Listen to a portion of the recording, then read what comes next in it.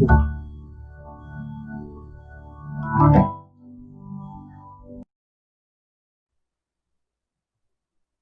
so hey guys, and welcome back to our channel Gyani Atma.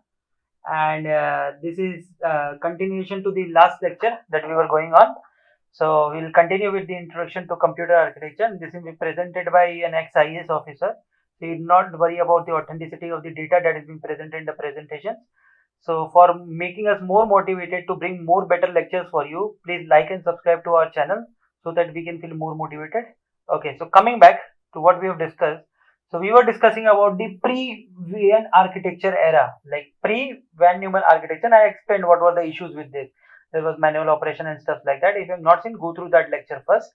So now let us come to what was Van Neumann architecture concept. So there is first thing is the issue with the pre-Van architecture was punch cards. So that manual operation was only because of everything was done on punch card. So that concept of punch card was removed in what Van Neumann architecture. So Van Neumann ने क्या बोला, उसने बोला कि एक काम करो, एक नया कंसेप्ट लाओ, क्या चीज का, आप मेमोरी का, ठीक है, और ये मेमोरी क्या करेगा, ये सीपीयू से भी बात करेगा और आईओ डिवाइस से भी बात करेगा, ठीक है।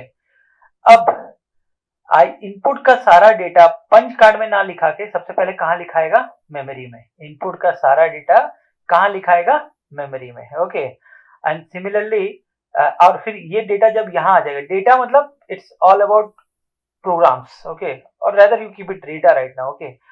सो जो भी आना है content, let us keep it content, okay. Content of input devices comes into main memory, sorry memory, let us keep it memory right now. Now memory से सीपीयू लेगा उस कंटेंट को और फिर ये इस पे प्रोसेस करेगा। कौन करेगा प्रोसेस, सीपीयू करेगा। और उसके बाद कंटेंट को प्रोसेस करने के बाद सीपीयू कहां लिख देगा वापस से इस डेटा को, मेमोरी में। कहां लिख देगा, मेमोरी में। और उसके बाद इस मेमोरी से डेटा, प्रोसेस डेटा कहां चल जाएगा, आउटपुट में। कहां चल जाएगा, आउटपुट में। तो जो पंच कार्ड था उसको कौन रिप्लेस कर दिया, अब मेमोरी ने, ठीक है। और जो डेटा इनपुट लिखता था पंच कार्ड में, फिर प्रोसेस होता था, फिर जाता था आउटपुट में। अब वो डेटा कहां लिख रहा है, मेमोरी में। मेमोरी से आता है सीपीयू में, सीपीयू प्रोसेस करके वापस मेमोरी को देता है और मेमोरी फिर किसको देता है, आउटपुट को। ये प्रोसेस है, इसीलिए इसका नाम क्या था। और मेमोरी क्या है, memory is something that holds content, तो इसीलिए इसका नाम क्या था, stored program concept. Von Neumann architecture क्या बोलते थे, दूसरा नाम क्या था इसका, स्टोर्ड प्रोग्राम कंसेप्ट। क्यों, क्योंकि जो इनपुट से कंटेंट आ रहा है, लेट अस कंसीडर जो इनपुट से कंटेंट आ रहा है वो क्या है, एक प्रोग्राम है। उसको पहले कहां रखा जा रहा है, मेमोरी में। क्या किया जा रहा है, स्टोर किया जा रहा है, मेमोरी में रखा जा रहा है, मतलब स्टोर किया जा रहा है इंग्लिश में। Hence it is known as stored program concept also, ठीक है। और एक नाम दिया हुआ Princeton architecture, that is just another name of some scientist, that's it, okay. So nothing to concern, nothing very concerned about that, okay. So अब ये clear है वैन न्यूमन आर्किटेक्चर में। अब आप देखोगे कि सीपीयू इनपुट डिवाइस से भी बात कर रहा है और सीपीयू आउटपुट डिवाइस से भी बात कर रहा है। सो इट इज लाइक कि CPU can still talk to input device and CPU can still talk to output device, ठीक है। बट दैट इज लाइक, आप जब धीरे धीरे और समझोगे तो और ज्यादा समझोगे, बट अभी के लिए ये कंसेप्ट क्लियर होना चाहिए। And remember this, modern computer systems, जो आप लोगों का घर में कंप्यूटर या every computer that you see uses this, uses what, von Neumann architecture. Till date this is being used by people. अच्छा, अब क्या है, इसका भी डिसएडवांटेज है। क्या प्रॉब्लम है वन न्यूमन आर्किटेक्चर के साथ, हाँ आप समझिए। देखिए, एक मेमोरी है, ओके, ये मेमोरी है और ये मेरा क्या है, सीपीयू, ठीक है। अब मेन मेमोरी में डेटा लिख के कौन दे रहा है, इनपुट डिवाइसेस। और क्या लिख के दे रहा है, हमने बोला प्रोग्राम लिख के दे रहा है, अज्यूम किया हमने, प्रोग्राम लिख के दे रहा है। एंड प्रोग्राम के अंदर क्या रहेगा, इंस्ट्रक्शन, और क्या रहेगा, डेटा। हमने लास्ट लेक्चर में डिस्कस किया है। अब सीपीयू मेमोरी से डेटा लाएगा तो किसी के थ्रू लाएगा। वो जो डेटा लाता है मेमोरी से सीपीयू, या डेटा लिखता है सीपीयू से मेमोरी में, सी पहले मेमोरी से सीपीयू डेटा लेगा, ध्यान से सुनिएगा। फर्स्ट मेमोरी से डेटा सीपीयू लेगा and then after processing of that data the result is being return back to the memory. तो पहले डेटा इस डायरेक्शन में फ्लो करता है, मेमोरी टू सीपीयू, और फिर डेटा फ्लो करता है सीपीयू टू मेमोरी। तो बेसिकली मैं बोल सकता हूँ कि डेटा का डायरेक्शन क्या फ्लो करने का, बाई डायरेक्शनल। तो ये जो डेटा फ्लो होता है between memory and CPU, it flows through a set of lines, ठीक है, flow through a set of lines. and set of lines is actually known as bus. Okay, we'll discuss this also.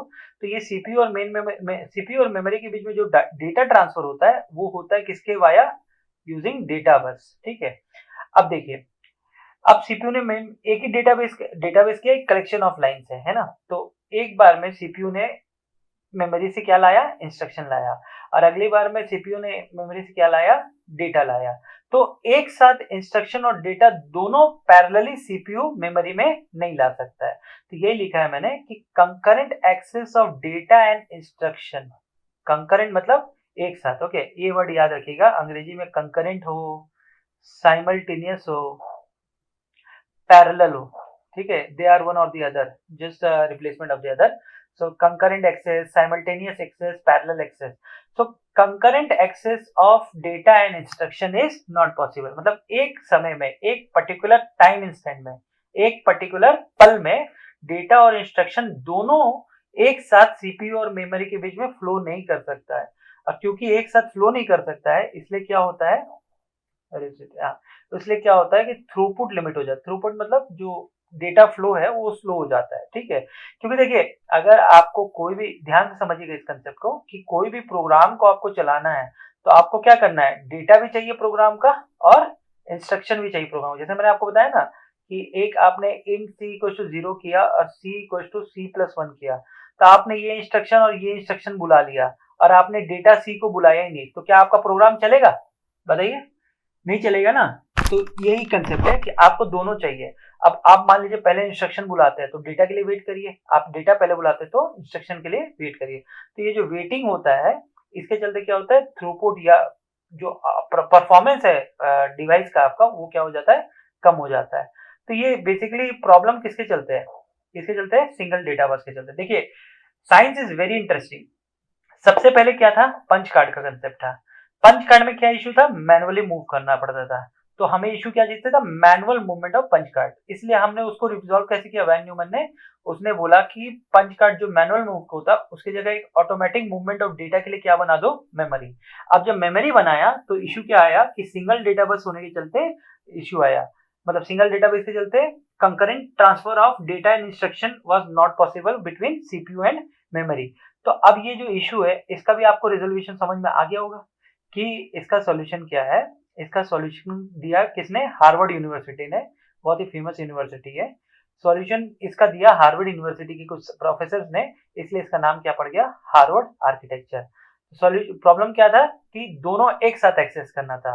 तो इन्होंने बोला कि काम करो, जो memory van Neumann ने सजेस्ट किया है उसको दो पार्ट में बाइफरकेट कर दो. So what they did, bifurcation. Bifurcation मतलब दो पार्ट में तोड़ना. ठीक है, दो फर्केशन मतलब तोड़ना. Bifurcation of memory into data memory and instruction memory. Okay, इन्होंने ये बोला, डेटा मेमोरी और इंस्ट्रक्शन मेमोरी में तोड़ दिया. अब इसके लिए डेटा इंस्ट्रक्शन मेमोरी सीपीयू में जाने के लिए एक सेट ऑफ डेटाबेस बस है. Data transfer between CPU and instruction memory happens through a one set of databases, and data transfer between CPU and data memory happens through another set of data buses. तो कुल मिला के you have two different data bus set. ठीक है, two different data bus set that works independently. ठीक है, या फिर साथ में काम करते, एक साथ, साइमल्टेनियसली. एक साथ मतलब ऐसा है कि अगर इसमें डेटा फ्लो हो रहा तो इसमें भी हो सकता है, तो एक समय में दोनों काम कर रहे होंगे एक साथ. का ये मतलब है कि at any instant of time data bus of instruction memory and data bus of data memory can take data to the CPU. तो इसलिए आपने दो सेपरेट मेमोरी कनेक्ट कर दिया. तो सॉल्यूशन जो आया हार्वर्ड आर्किटेक्चर का, इससे थ्रूपुट क्या हुआ, फिर से थ्रूपुट क्या हो गया, हाई हो गया. ठीक है, थ्रूपुट क्या हो गया, हाई हो गया. एंड आज के जमाने में प्रैक्टिकली कहाँ यूज होता है ये कंसेप्ट, ये यूज होता है L1 कैश इंप्लीमेंटेशन में. तो L1 कैश क्या है, हम लॉन्ग टर्म में देखेंगे. ये इसको यूज करते हैं L1 कैश इंप्लीमेंटेशन में. तो ये बहुत फास्ट हो जाता है, फास्ट होता है, बहुत ज्यादा फास्ट मेमोरी होता है. That's the concept. ठीक है, so what I see is,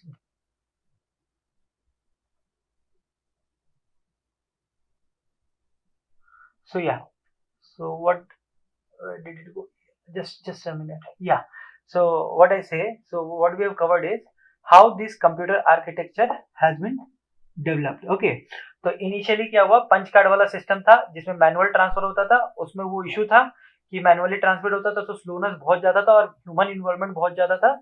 तो उसको ओवरकम किया किसने, वान न्यूमन ने बोला कि मेमोरी लगा दो जो ऑटोमेटिक डेटा फ्लो करेगा between input and output and CPU. But उसका इशू था कि थ्रूपुट लिमिट था, क्योंकि मेमोरी और सीपीयू के बीच में एक समय में या तो इंस्ट्रक्शन फ्लो करता था या डेटा फ्लो करता था. इसको ओवरकम किया किसने, हार्वर्ड आर्किटेक्चर ने. उसने बोला कि जो मेमोरी आप लगा रहे हो उसको दो पार्ट में बाइफरकेट कर दीजिए और एक साथ दोनों का डेटा फ्लो करने दीजिए दो डिफरेंट डेटा बसेस से, जिससे क्या हो जाएगा, थ्रूपुट बहुत ज्यादा हाई हो जाएगा. Okay, so that's it for this particular lecture. Okay, and in the very next lecture we will be learning about how and what are the various components of CPU, what are the various components of CPU and how those components work with each other, and also we'll see the other components of computer system. Till then, thank you and bye bye.